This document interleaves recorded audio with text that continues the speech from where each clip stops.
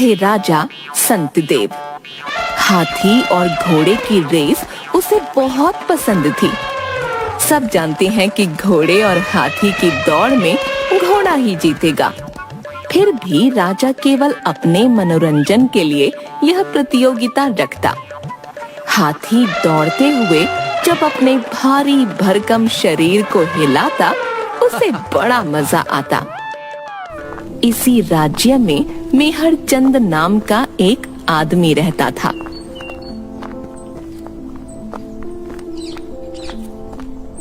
सेठ जी, मुझे अपनी बहन के विवाह के लिए कुछ रुपए चाहिए। 3% ब्याज दे पाओगे? जी, मैं आपके रुपए सूद सहित शीघ्र ही लौटा दूंगा। इसे रुपए दे दो। धन्यवाद सेठ जी।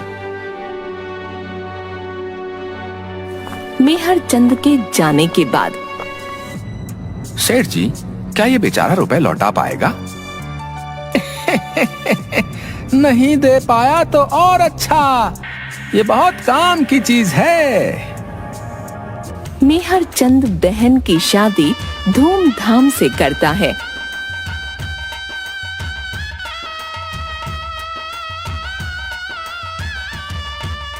पर समय पर रुपये नहीं लौटा पाता। सेठ अपने आदमी को उसके पास भेजता है।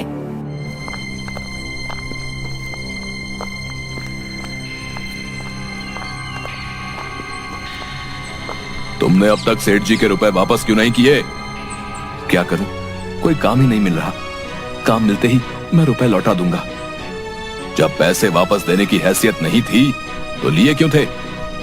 हमें नहीं पता, कुछ भी करके शीघ्र ही सेठ जी के रुपए लौटा दो, वरना अच्छा नहीं होगा। एक मैदान में राजा मंत्रियों और सेवकों के साथ। किसी भी मनुष्य के लिए तारा को हराना असंभव है। तारा सफेद रंग का ऊंचे डील डॉल वाला एक सेहतमंद घोड़ा था। वह हवा की गति से दौड़ता था। जब वह दौड़ने लगा तो देखने वालों को केवल उसके पैरों की आवाज सुनाई दी और उड़ती हुई मिट्टी दिखाई दी। राज्य में ये घोषणा करवा दो, जो भी तारा को दौड़ प्रतियोगिता में हराएगा उसे मुंह मांगा इनाम मिलेगा। सुनो सुनो प्रजावासियों, सुनो, जो भी आदमी हमारे राज्य के सबसे तेज दौड़ने वाले घोड़े तारा को 1 महीने बाद होने वाली दौड़ प्रतियोगिता में हराएगा, उसे महाराज सतदेव की ओर से मुंह मांगा इनाम और बहुत से मवेशी भेंट में मिलेंगे। सुनो सुनो सुनो। यदि मैं किसी तरह तारा को हरा दूं तो सारा कर्ज उतर सकता है, पर तारा को दौड़ में हराना बहुत कठिन है। चाहे कुछ भी हो, मैं दौड़ में भाग जरूर लूंगा। अगले दिन से मेहरचंद ने दौड़ने का अभ्यास शुरू कर दिया। वह दिन में कई किलोमीटर तेज गति से दौड़ने की कोशिश करता। आने जाने वाले लोग उसका मजाक उड़ाते। ये जितना भी तेज दौड़ ले, पर तारा को नहीं हरा पाएगा। हाँ, यूं ही अपना समय बर्बाद कर रहा है। 1 महीने बाद पूरा मैदान दर्शकों से भरा हुआ। राजा एक ऊंचे आसन पर रानी सहित बैठा था। उसके दाएं और बाएं मंत्री बैठे हुए थे। अब सब लोग शांत हो जाओ, प्रतियोगिता आरंभ हो रही है। सबसे पहले काले घोड़े और हाथी के बच्चे की रेस होती है। बच्चे को डुग डुग करते भागते देखकर राजा के साथ दर्शक भी खूब हंसे। फिर बारी आई तारा और मेहरचंद की। दोनों सीमा पर खड़े हैं। देखना, तारा ही जीतेगा। हाँ। घंटा बजते ही दोनों तेज गति से बराबर दौड़ने लगे। बीच में मेहरचंद थोड़ा धीमा हुआ तो तारा आगे निकल गया। आखिरी पलों में मेहरचंद ने जान लगा दी। वह हवा से बातें करता हुआ तारा से कुछ कदम आगे सीमा पार कर गया। मैदान में एक आदमी तारा और मेहरचंद के बीच खड़ा होकर मेहरचंद का हाथ ऊपर करके, आज की प्रतियोगिता का विजेता मेहरचंद है। अगले दिन राज्यसभा में महाराज की जय हो। राजा यहाँ वहाँ देखता है। महाराज दरबान। बोलो। महाराज मेहरचंद आया है। कितनी बार कहा है तेज बोला करो, हमें ऊंचा सुनाई देता है। महाराज मेहरचंद आया है, बुलाओ उसे। महाराज की जय हो। कहो मेहरचंद, कैसे आना हुआ? जी वो मैं जानता था तुम अवश्य आओगे। सब लोग महाराज की ओर देखते हैं। मैंने ही तुम्हें इनाम देने के लिए मना किया है। क्यों महाराज, ये तो विजेता घोषित हुआ है। कैसा विजेता? कुछ समझ नहीं आया महाराज। हम इसे विजेता नहीं मानते। यदि ये अपनी मेहनत से प्रतियोगिता जीतता तो इनाम अवश्य मिलता। गुप्तचरों ने सब पता किया है। प्रतियोगिता से पहले तुमने ऐसे अन्न का सेवन करना शुरू कर दिया था जिनसे खूब ऊर्जा और ताकत मिलती है। ये बात सही है ना? जी महाराज। तो इसमें तुम्हारी मेहनत और योग्यता कहाँ है? ये कमाल तो हमारे राज्य के अन्न का है, यहाँ की मिट्टी का है। तुम इनाम के हकदार नहीं हो, जाओ यहाँ से। मेहरचंद रोते हुए सिर झुकाकर वहाँ से चला जाता है। मंत्री रसोई घर में। जैसा मैंने कहा है वैसा करो। आप जानते हैं ना महाराज का पेट थोड़ा नाजुक है। हाँ, मुझे सब पता है। फिलहाल उनका पेट नाजुक नहीं, मोटा होता जा रहा है। ऐसे ही पेट निकलता रहा तो राज्य कैसे संभालेंगे? आप कौन से पतले हैं? ए, तुम अपना पेट तो देखो।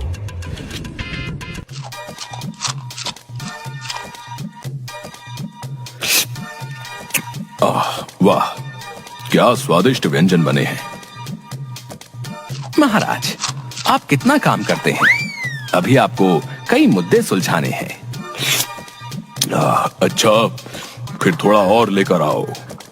उसके बाद राज्यसभा में राजा बार बार कभी हिलता है तो कभी पेट पर हाथ रखता है। अगला मुद्दा है। लगता है कुछ ज्यादा ही खा लिया, पेट भारी हो रहा है। उसके बहुत रोकने पर भी पेट से पड़ की आवाज आती है। गैस निकल जाती है। सभी सभासद राजा की ओर देखने लगते हैं। वह चुपचाप उठकर बगीचे में चला जाता है। राजा बगीचे में पेट पकड़कर टहलते हुए। आज इतना अपच कैसे हो गया? पेट से लगातार गैस निकलती, पड़ की आवाज आती है। महाराज, राज्यसभा में सभी आपकी प्रतीक्षा कर रहे हैं। देखते नहीं मेरी क्या दशा है। अब कोई सभा नहीं। वैद्य जी को शीघ्र बुलाओ। राजा के पेट से गैस निकलना और डकार आने का सिलसिला थमने का नाम नहीं लेता। महाराज, वैद्य जी किसी दूसरे गांव गए हैं, सुबह तक आएंगे। कोई नींबू पानी लेकर आओ। अगले दिन राजा का पेट खराब हो जाता है। उसे दस्त लग जाते हैं। वह पेट पकड़ कर बार बार शौचालय जाता है। महाराज, आप चिंता मत कीजिए, वैद्य जी आते ही होंगे।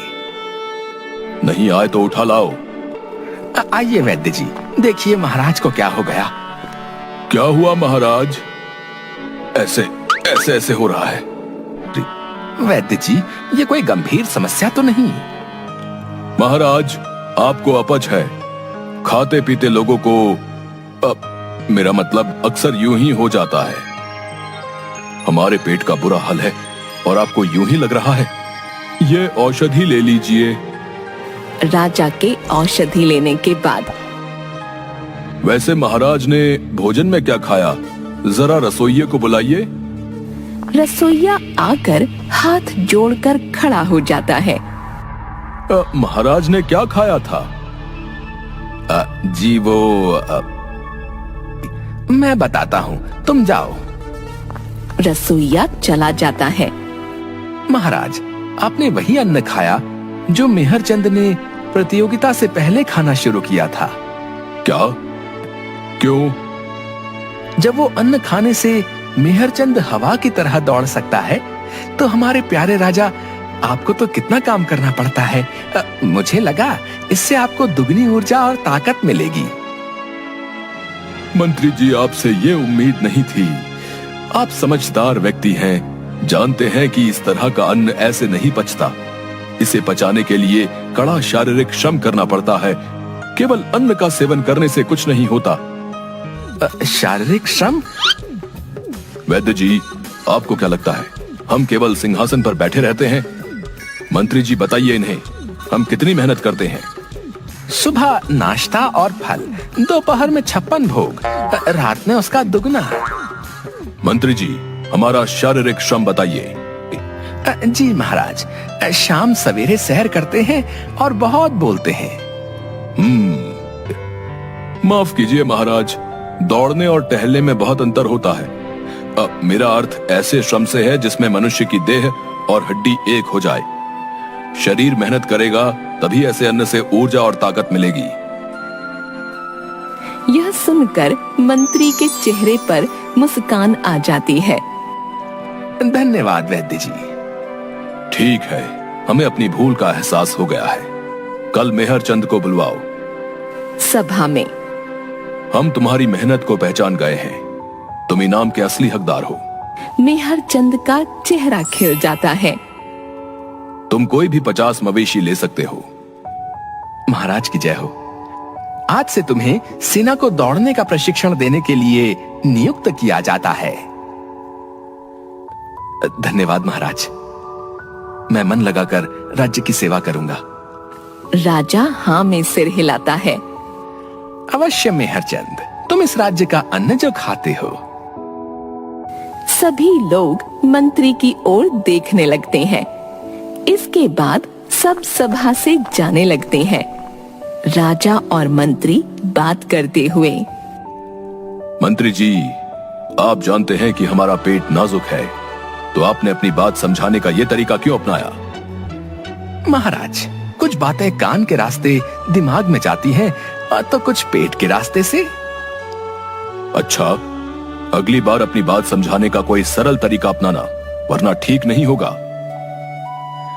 जी महाराज।